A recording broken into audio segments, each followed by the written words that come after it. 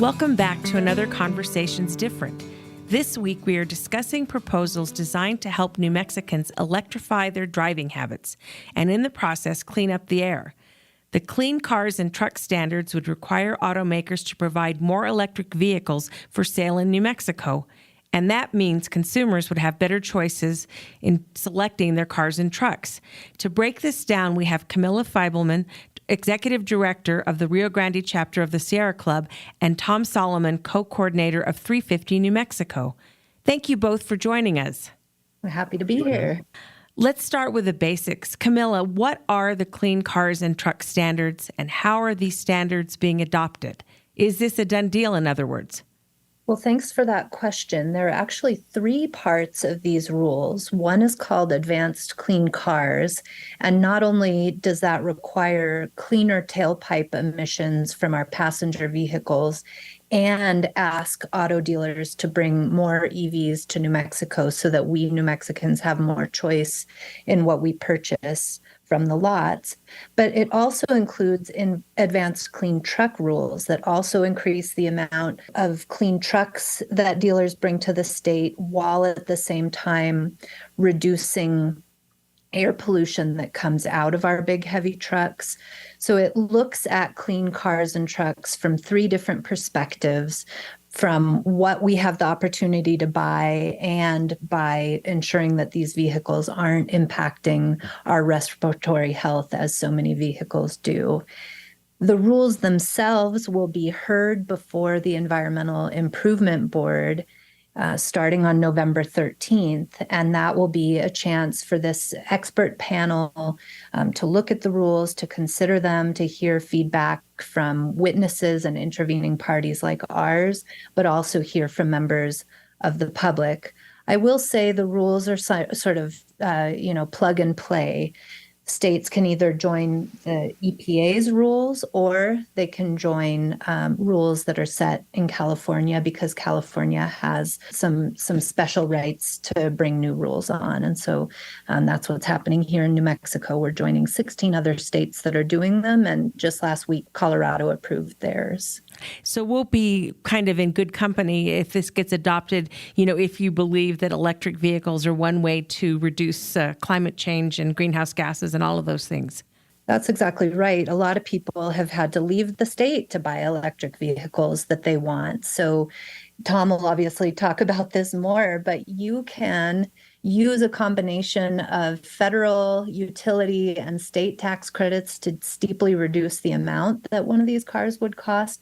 But it also means that you'd have huge savings over the lifetime of the car, plus the health benefits of not combusting fossil fuels right next to where our kids breathe and live. That makes sense. So, Tom, why don't you tell us what your group does, first of all, and then tell us why are these standards a good thing for New Mexico, in your opinion?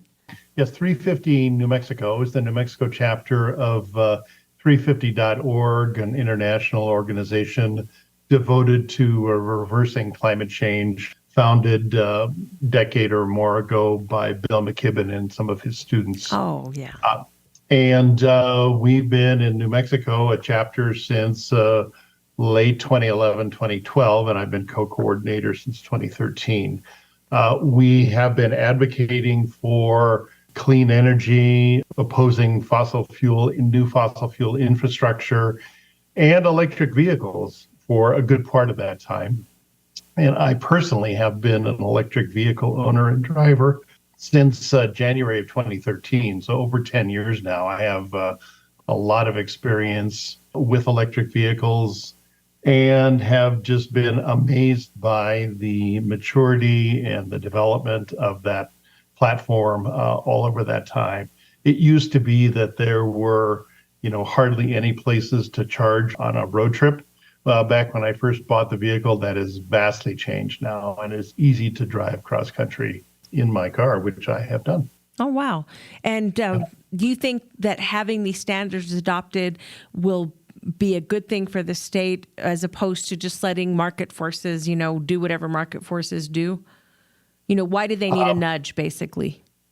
Well, the nudge is important because the urgency of solving the climate crisis is in front of us all. And we need to move very quickly to reduce global warming emissions, and transportation emissions are about a quarter or so of all global warming emissions, burning the gasoline and diesel in our cars.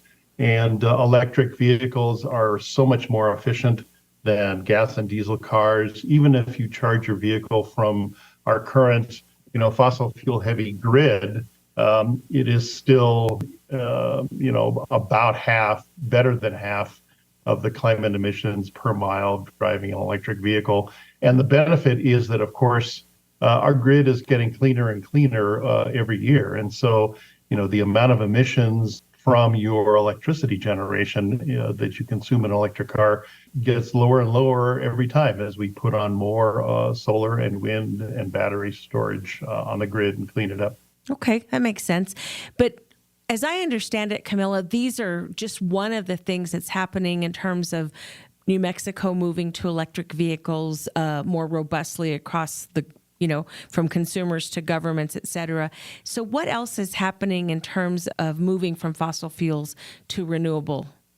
You're right. There's a whole slate of things happening. The governor's transportation symposium, she announced that the administration would move its own electric fleet across government to zero emission vehicles by 2035.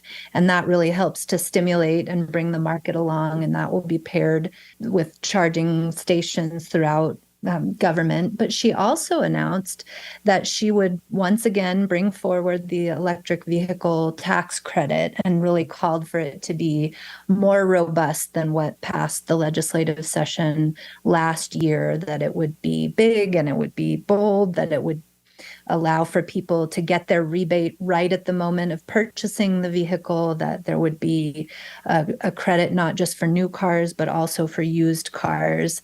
And I think between the rules requiring dealers to bring more electric vehicles to New Mexico with the federal tax credit, that is $7,500 right off the cost of your car.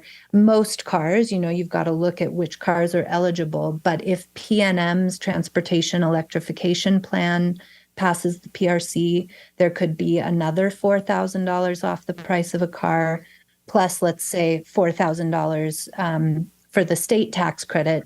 I mean, you could get around $16,000 off the price of your car, depending on income, not to mention all the maintenance and gas savings. So there's a lot going on. And if you have your doubts, just remember what happened to Kodak. Didn't get on top of the digital photography scene, and they just don't exist anymore. That's right. So we no longer have the Kodak Albuquerque Balloon Fiesta as we once did. And on that note, we're going to take a quick break, and we'll be back soon with Conversations Different.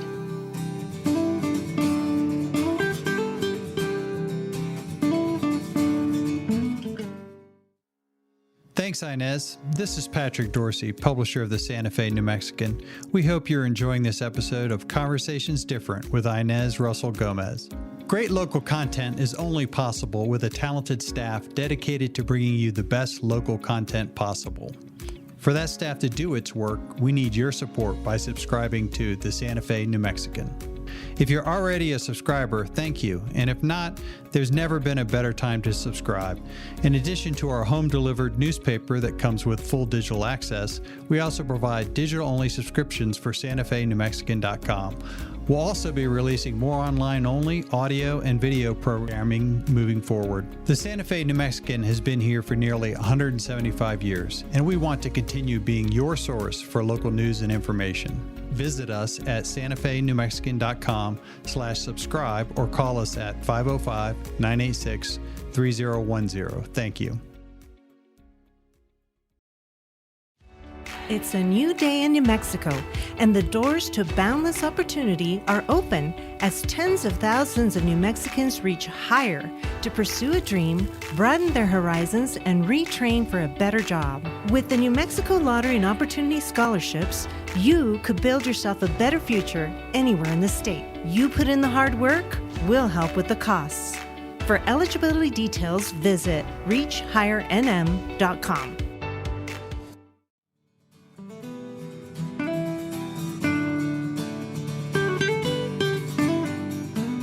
Back again with Conversations Different with Tom and Camilla, who are talking about how New Mexico could become a cleaner place to live because there won't be as many fossil fuel emissions on our roads. Tom, some people are saying that government shouldn't tell us what car we should drive, though. What do you say if you meet a rancher who says the electric truck is not going to haul his hay or move his cows, do the work he needs?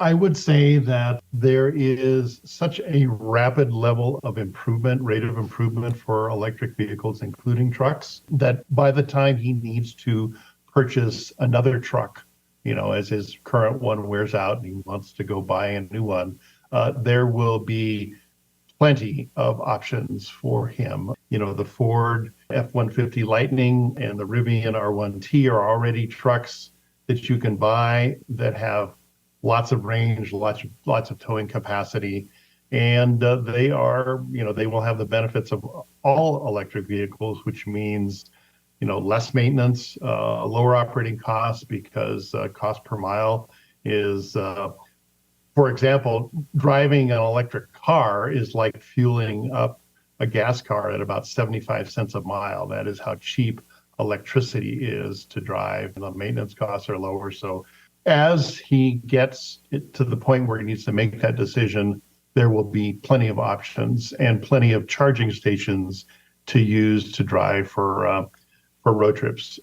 An interesting point, I made a presentation to the Transportation Committee about a month ago, and I pulled up a snapshot of the New Mexico Department of Transportation EV planning dashboard. They have a place where you can go to find all the charging stations in New Mexico. At that time, on September 30th, there were 543 total chargers in New Mexico. As of right now, there are 681. So rapid improvement just in the last 3.5 weeks. That's like another 138 chargers of all types in the last 3.5 weeks. Do we have any idea how many New Mexico actually needs? Because I know as someone whose folks lived in rural Mora County, there was barely a gas station anywhere close to their house, much less a charging station. And if there weren't a bunch around the county, it would have been very difficult for people like them to get an electric vehicle. So what do we need? So there's a number of ways to answer that question. Driving an electric vehicle, as I have for the last 10 years, is a different experience. You don't visit a charging station unless you're going on a road trip. You do all of your electric vehicle charging at home, in your garage, or adjacent to your apartment in an outdoor plug. 90%, 80 to 90% of all EV users just charge up their cars overnight, and that takes care of all their daily commuting needs. The only reason you need a charging station for most people that have a home to charge in is to go long distances. And that means that you need to have charging stations every, 50, 100 miles, probably every 50 miles along the major roadways just to take care of that. And that is what's being done. That's the build out that is happening right now. Let me add something to that. And as this weekend, we went up to Jemez Springs as a family. And what I noticed from Spence Springs down to the Red Rock gas station, of course, there's no gas, except that when you pass Jemez Springs, you can see that there are 3 or 4 charging stations at a little town facility or building. It is a lot easier to get an electric vehicle charger into a rural place than a gas station because you need tanks and you need gas to go fill up those tanks. So that's one point. And then I just wanted to get back to the question of that person who doesn't want an electric vehicle. There's nothing in the Clean Cars and Trucks rules that require people to buy electric vehicles. People can continue to buy whatever they want. And that's just what we're asking for, is the opportunity to actually buy electric vehicles, to see them on the lot, to see car salesmen knowing how these vehicles work. You can still get a flip phone if you want one. So this isn't about what you buy. It's about what you have the opportunity to buy.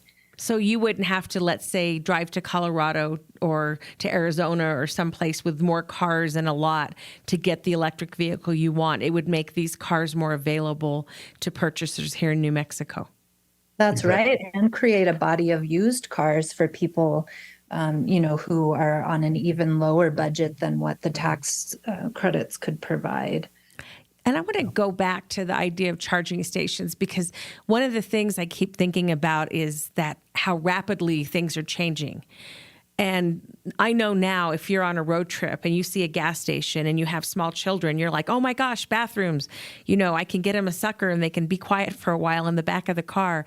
And I wonder, are charging stations just like out there with no amenities around them? Are they going to be attached to something? And with a gas station, you have 5 or 6 pumps or 4 pumps, depending on where you're at.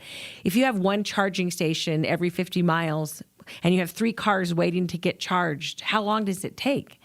I mean, do you need more than one every 53 miles? I'm just trying to figure out how will it work when, let's say, half the cars are electric or 60% of the cars are electric. So what's happening now is that a lot of the existing service stations and convenience stops, like Allsups Right. throughout New Mexico, is where the state is contracting to build out and install a lot of those charging stations. So you're absolutely right? When if you're going to stop and charge your car for 20 to 30 minutes, which is about what it takes at a modern charging station, you want to have something to do for 20 minutes, right? Go to the bathroom, get a drink, get some snacks, stretch your legs. And that, of course, makes sense. And that is what's happening. They're also being installed in the parking lots of, hotels and restaurants. And that's what's happening. And that makes sense. So it makes it easy for people to take care of all of their needs as they're driving. I wanted to add one additional thing, which does need to happen in terms of charging stations, which is for the approximately 1/3 of New Mexicans who don't have a garage currently, right? They live in an apartment or a condo complex or something like that. Yeah. Or their garage is full of junk like my house. We need to be installing doing a number of things. One is encouraging apartment owners to eventually install the charging system so that so their renters can charge their EVs in their apartment complexes, but also to have some other charging locations in and around the cities, the towns, Right. so that people that, if they just don't have a garage or they can charge up, they still have a place to do that. Yeah, And like in Santa Fe, you can go to the gym and charge your car while you're at the Chavez Center, which is Sure. very useful, and it's public, and you don't even have to go buy a meal. You can just, in fact, you could park there and take a walk for free on the trail and not even be a member.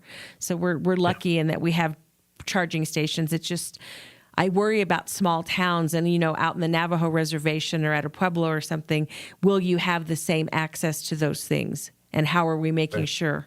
Well, one thing I'll say, and then Tom, please follow on, but one thing about the Inflation Reduction Act that, passed Congress last year and is really sending deep amounts of funding into the states to build out just this type of infrastructure. So, Solar for All program that really tries to deeply bring renewable solar energy to rural or low-income parts of the state. If those can be paired with, let's say, one of the trucks that Tom described, where a very rural family can use panels to charge a 3-day battery on a truck that can also power the home. I mean, there are really comprehensive ways of looking at all of this, but the reality is that most New Mexicans only drive about 30 miles a day. I mean, the bulk of the population, we don't drive very far. Yeah. You take somebody like me, I barely drive a mile a day. So, those are folks who are maybe going to be the early adopters. And then we'll start to look at rural solutions. Plug-in hybrids are a great alternative for people who have a little bit further to go, where you're on your battery for a lot of the way. And then if you need it, you've got the gas engine as backup. And we're going to take a quick break right there, and we'll be back in a moment.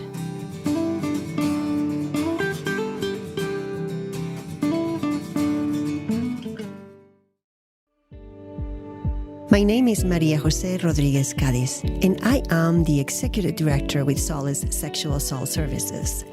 Our mission is to prevent sexual violence and empower survivors of sexual violence through restoring dignity, strength, and resiliency. For almost 51 years, Solace has reduced the impact of sexual violence. We do it by focusing on human rights, social justice, hope, and dignity. We believe survivors are experts in their own experiences and acknowledge that empowering them is crucial to their healing. Our advocacy, forensic interviewing, and therapy services are centered to their needs. Our sexual violence prevention programs in schools and community is just as important. Please check our website at findsolace.org. And if in need, you can call our 24/7 hotline, which is 800-721-7273. Your support is crucial to the lives of survivors. Thank you. Gracias.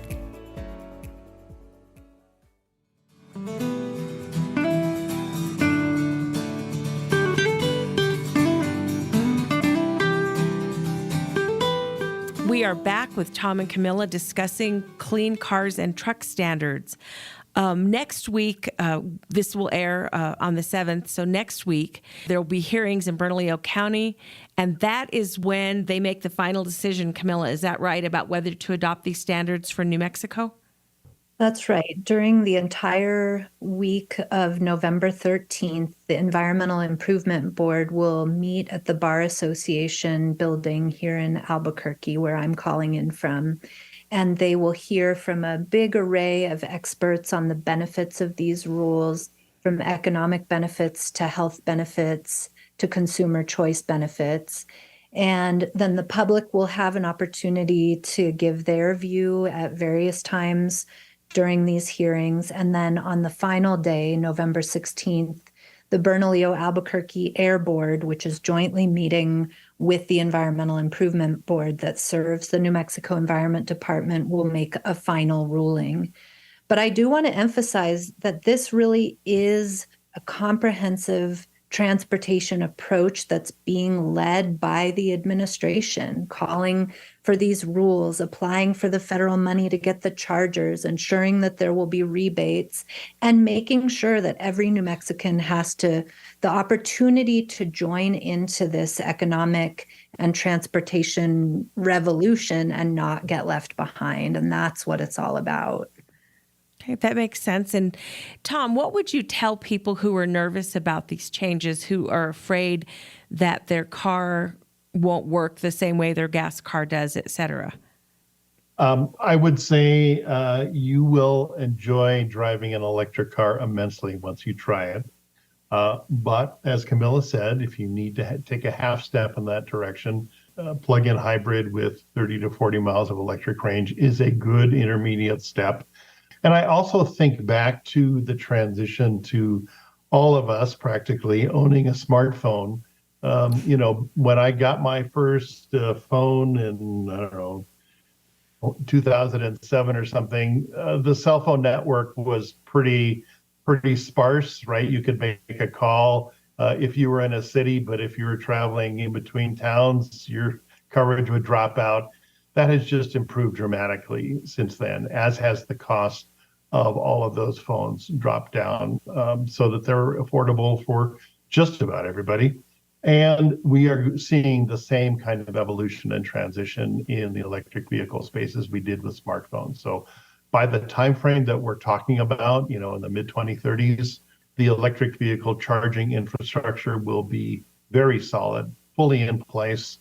And so will the cost of electric vehicles. They will just be so common, and people will just not think twice about it.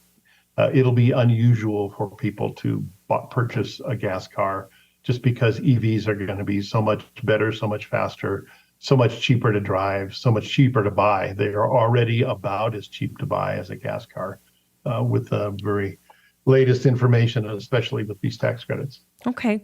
And I think we'll end on a hopeful note, or maybe it's a hopeful note, because one of the things that I think people forget about is that this isn't just about what kind of car you drive. This is about the air you breathe. And this actually could mean some people will be alive who otherwise might become ill because of respiratory problems. Do you have some numbers on that, Camilla?